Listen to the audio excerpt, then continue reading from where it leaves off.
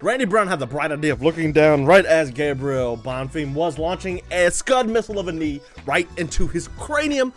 Proceeded to get knocked out. I mean, he fell back and his eyes were not in the back of his head. They were so far rolled back that they actually looked normal.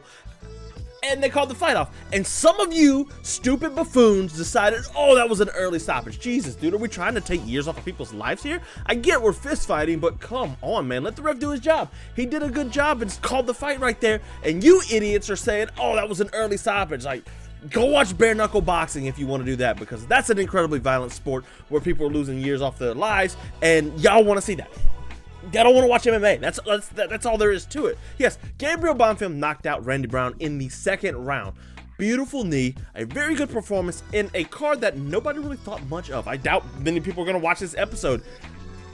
It's just the nature of the beast right now. UFC is making AI slop cards, basically. Before we get into this episode, in the description, Substack and Discord, where you can come and hang out and chat and get these right to your inbox. Also, like and subscribe. That's all I ask.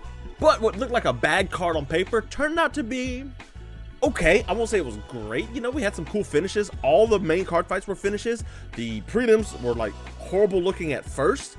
But boy, like they are some brain dead, just dumb as could be takes about the main event. Gabriel Bonfim is a very good fighter. He's a striker first, or not, I'm sorry, he's not a striker. He's a grappler first who got into striking now. And this performance showed that, hey, the taller, longer, bigger Randy Brown didn't have what it takes for him. Bonfim really started out early with the calf kicks and started to really work on Randy Brown. And it was very early, very quickly, those calf kicks started to work because Brown is stumbling all over the place. He's stomping his leg, trying to feel what's going on there. And that really did set up Gabriel Bonfim to do some good work. Brown, I want to say he's a good fighter, and sometimes he is, but a lot of times he's not. He makes stupid ideas and stupid mistakes, like looking down at a knee right when it's coming at me. Dumb as can be. That's a bad mistake. It's a day one mistake that a fighter the caliber of Randy Brown with dang near 30 fights under his belt should be making. Like, that's, then again, this is MMA and nobody's ever great at anything. Everybody's kind of okay at one thing, but Bonfim managed to, you know, start to wear and tear on Randy Brown, and Brown survives the first round, but the clinch really started to work on Randy Brown, and he wanted to get away from those knees to the body, and Bonfim really just scud missiled him, really. I mean, that's all there was to it, and like put him out. It was very good performance from him, and I think going forward, you know, Gabriel Bonfim is the better of the Bonfim brothers. His brother Ishmael earlier on the card lost, so you know how that works. You got to keep both of them, I guess. You know, these brother duos. Yeah, I think I'm gonna pay a little bit more attention to Gabriel Bonfim going out of this fight, because I was suspect on the Stephen Thompson fight. But this fight was kind of one of the ones, like, Randy Brown's not a bad opponent at all for him to beat. So he really did a good job of making sure that he makes his name known in this main event. Now, as for what's next for Gabriel Bonfim, it's time to give him a step up in competition, because Randy Brown and Stephen Thompson, this like late career Stephen Thompson, like that's not worth doing anymore for him. But you come here to the old handy dandy interwebs and you go to welterweight and you look at what there is to offer. Big fight this weekend between Jack Della Maddalena and Islam Makhachev. We'll be talking about that later in the week. But you look at fighters like Colby Covington, he called him out, not a good call out. Protez is fighting up. Michael Morales is fighting up. You got a Joaquin Buckley you can book him against. Buckley be an interesting fight, but it needs to kind of play itself out. Otherwise, he's going to be stuck fighting the Jeff Neals and the Gilbert Burns, and it's like, how far does that get you as Gabriel Bonfim? Like, you kind of want to see him take a bit bigger of a step up, and just the way the division's playing out, because we got a bunch of fights. Ian Machado, Gary's fighting soon. You know, Shavkat Rakhmonov is constantly sidelined, so we don't know whatever is going on with him. You just don't know, man. Like, it's gonna have to play itself out to kind of, you know, work its way into what's next, or he's gonna have to fight down again, which he doesn't deserve after beating Randy Brown like he did in Stephen Thompson. Like, this guy's very clearly good, and he's very, very clearly getting better as a fighter. He's improving. So we need to see him at a different level. Need to see him fighting somebody like a Joaquin Buckley or like a Michael Morales even. I want to see what he has for these guys. So, great win for him. These idiots like Ariel Helwani's always calling out like, oh, this is a horrible stoppage. Like, bro, get a life. You've been watching this sport for 20 years, and now you want to be like, oh, that's a bad stop. Like, you don't know what you're watching anymore, dude. Like, the fall off is crazy. One of the most respected people out there, and he just doesn't know what he's watching? Or is he trying to make the whole, like, just trying to make engagement, bait people, which is just as bad? Come on, get out of here with that, bud. I mean, just get out of here with that. That's stupid. It's dumb. It's a horrible take. And, if somebody who's had bad takes myself, not Tom Aspinall, but somebody who's had bad takes myself, I get it. But, no, get out of here. Co-main event was Joseph Morales and Matt Schnell. Really interesting fight here. Joseph Morales is in his second stint with the UFC. I don't remember kind of where he come from, actually. I don't remember him the first time out. I don't remember why he got cut. Oh, lost to Figueiredo and Eric Shelton. So he goes and beats Kevin Worth, which is an okay win for Cage Warriors. He's just gone on a tear. I'm an Ultimate Fighter, and he comes back, and now he's choked out Matt Schnell. Wow, yeah, good career run back. I should have known this guy. So anyways, he Matt Schnell tries to get a body lock and gets a takedown, and Joseph Morales goes into an X guard, which, that's jiu-jitsu-y stuff, and little did Matt Schnell know he was in for a night of jiu-jitsu horrors, as he would be facing Joseph Morales on the ground, and he manages to trick Matt Schnell into standing up, and he enters the X guard, grabs the leg, and sweeps him, gets on top, side control, and eventually goes to a crucifix. And oh man, we're here in a crucifix. What's he gonna do?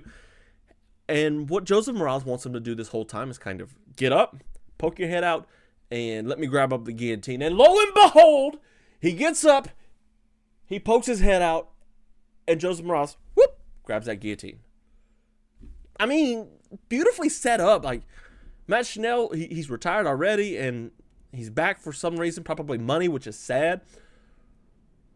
But, like, this dude, Joseph Morales, is really good. And, he caught a bad break with the Figueiredo fight, but the Shelton fight kind of, that's when they were kind of culling flyweight, and, they got rid of him. This guy's good, though. Like, he's come back. He's a much better fighter. And his jiu-jitsu is crazy. And it's really good for MMA, too. Like, it's a really good style, kind of like a Charles Oliveira type style, to where he's actually setting traps and trying to make things happen. So, I'll be watching more of him. Not much to say about this other than how he set it up. But Joseph Morales is somebody on my radar. That's for sure. Uros Medic and Muslim Salikov went to a first round finish, not a decision. Obviously, Uros Medic, just a left straight, knocked out Muslim Salikov, and a little bit of ground and pound. But Salikov was like really out. Sucks because I like Muslim Salikov. He is a Sanda guy. He was on a really good win streak of Santiago Ponzinibbio, Song Kanong, and Carlos Leal. He wasn't supposed to beat Leal or Song Kanong, and he knocks them both out.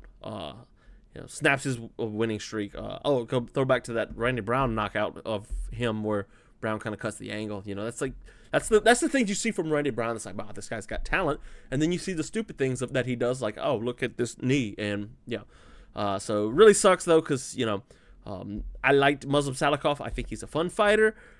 But he's 41 years old. He's old. Not much he can do. Chris Padilla defeated Ishmael Bonfim. Ishmael was all over him in the first round, and Padilla comes back and wins. Just kind of starts to take over in the second round. It was kind of an odd ending to things here. Christian Leroy Duncan beat Marco Tulio. Everybody had Marco Tulio winning this. Christian Leroy Duncan, he's won 2 straight now. 2 really good wins back-to-back, I believe 3. Eric Anderson, Pulayev, Gregory Rodriguez. He took Rodriguez to a decision, which is crazy. Armin Petrosian, he's lost a couple guys. He's lost 2 fights. And they're not too bad people. Gregory Robocop is good. Armin Petrosian's okay. He's just missing that top of the line really good win. Like a Gregory Rodriguez or Armin Petrosian, and he just can't quite get it. But Christian Leroy Duncan, I think he's got a good promise. Marco Tulio, Yep, drops a 14-2, snaps a long winning streak that's going back to 2018. He's looked really good in the UFC so far. Came in on the contender series, 2 wins over Io Portiera, who everybody should beat, and then Tristan Gore, who everybody except Io Portiera should beat. Jamal Emmers defeated Haider Emil. Okay. Raoni Barcelos and Ricky Simone. Boy, do I have a lot to say about this fight because it was just a masterpiece. I've been on the Raoni Barcelos train for a long time, since I interviewed him a long time ago from my old website. What he does really well, Barcelos, he's got hellacious jiu-jitsu, he's got really good boxing, and he pieces them together with really good anti-wrestling. He pieces it all together very well. And this was an interesting fight because Ricky Simone is kind of hard to hit, has really good wrestling. So what does Barcelos have for this? Like, everybody counted him out against Peyton Talbot and Cody Garbrandt, but Raoni Barcelos is one of those fighters that is probably one of my biggest what-ifs, if you wanted the truth. So he's beaten Christian Quinones, Peyton Talbot, Cody Garbrandt, and Ricky Simone back-to-back-to-back. He's lost to Umar. Left hook got him put down. Victor Henry, Timur Valiev, and Kyler Phillips. So he was on this one tear that just kind of, nobody wanted to fight him. All right, nobody wanted to fight him. Like, check this out real quick because this is kind of important to what Raoni Barcelos is. So first of all, he is 38 now. Good night. But like back to 2018 on his UFC debut. Like, he couldn't get Boston Salmon to fight him. Salmon had a knee injury. So he rebooked to fight my guy, Kurt Halbo. Beats Kurt Halbo. Chris Gutierrez beats him. That turned out to be a good win. Couldn't get the Saeed fight. Fights this guy on short notice. Beats him. Finally gets the Saeed fight. Beats him via unanimous decision. Saeed Nurmagomedov is the fake Nurmagomedov. Cody Stamann couldn't get it. Had to fight Khalid Taha.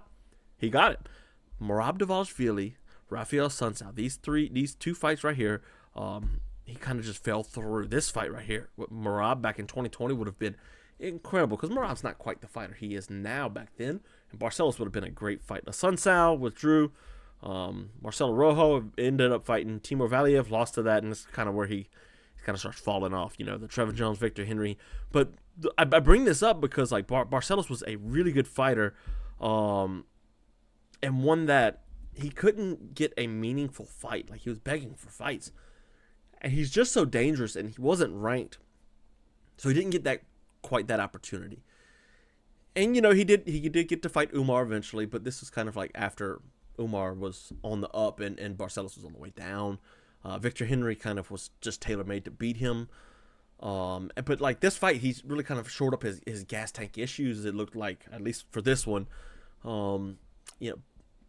Ricky Simone's a veteran of the sport too. Both of these guys are very big veterans. I really liked the uppercut and the head movement from Barcelos and like showing the takedowns to kind of get Ricky Simone thinking about more than one thing. That way he can kind of shift directions. So, good on him. I was happy to see him get a win. I really like Barcelos, man. He's one of my favorite what-if fighters. And now he's on a 4-fight win streak over Christian Quinones. Peyton Talbot's a good win. Cody Garbrandt's a good win. Now Ricky Simone. So, congrats to him. Jacqueline Calavante just destroyed Mayra Bueno Silva. Mayra Bueno Silva's not even on social media anymore. So, Calavante, she's one to watch. She's a good fighter going forward. You want to keep in mind with her.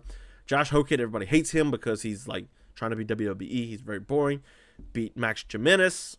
Right hook, just kind of haymakers he knocked him out with. 7-0. We'll see how far Hockett goes. Heavyweight could use some good names, and Hockett could be one of those. I could see them feeding him to Gable Steveson once the UFC does decide to fight him. Denise Gomez defeats Tisha Pennington. Okay. Daniel Marcos and Miles John and Zachary's and Jackson McVeigh. If you haven't watched that fight, oh my gosh.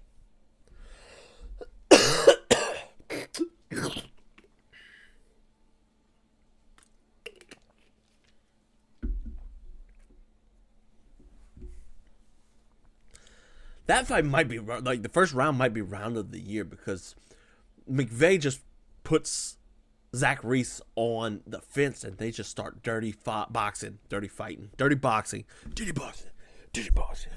One guy, watch us, Mamali, the best defense. Yo, Romero. Anyways, but yeah, he managed to really beat up Zach Reese, and I thought McVeigh was on his way to a victory here. And then at the end of the first round, kind of Reese found the takedown and managed to get his work going and got the submission in the second round, especially after a couple takedowns in the second round. But if you haven't watched the beginning of this fight, watch the first round. I mean, you might as well watch the second round. It didn't go too far after that. Watch the first round and watch this. This is just pristine clinch fighting from both guys. Reese is nailing uppercuts, hitting the body, elbows. McVeigh is just pressing on him and elbows, and it was really good example of clinch fighting, and I think that's something people should study more, because that was just magnificent, and there's about half a dozen things you could pick up from just that. So yeah, overall, okay card. A bunch of idiots are talking about their thing, and it's like, oh, he shouldn't have. Just shut up. Just shut up. You buffoon. You bozos. You jabronis. I'm tired of it. All these guys out here making horrible takes. We're gonna fix that. We're gonna fix that. Fight Finder, right here, episode 8. Episode 9's in the works. I'm trying to go to where John L. Sullivan first captured the title, so that's going to be something that'll be in the episode. It might be towards the beginning as we continue our journey through it. So yeah, check out episode 8 though. Beats Wrestling is a very vibey episode. You guys will like it. Before we get into this episode, look in the description. You got